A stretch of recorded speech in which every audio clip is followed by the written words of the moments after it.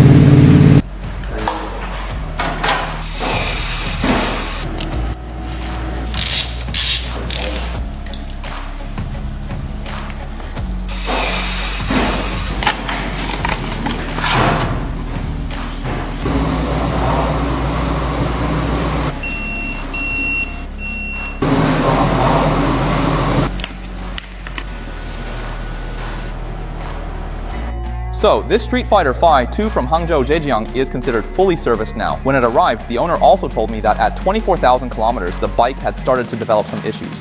The bike just didn't feel solid when riding, and it didn't run smoothly either. It felt kind of loose. Besides these issues, there was also oil seepage from the front and rear valve cover gaskets, which this bike had as well. Additionally, during disassembly, we found that many of the hose joints were leaking coolant. This time, we replaced the original front and rear valve cover gaskets, and we also repaired the hoses.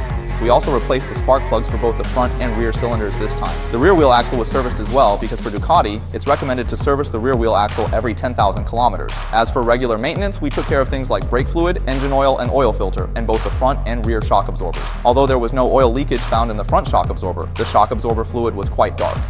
When the shock absorber fluid is dark, it means its damping effect isn't that good anymore. For this bike, we performed regular maintenance, such as replacing the PG55 coolant and addressing a water hose leakage issue. We also serviced the radiator and both the front and rear brake calipers. Previously, the owner mentioned wanting to upgrade to a set of braided steel brake lines, but since they couldn't find a suitable color, the upgrade wasn't done.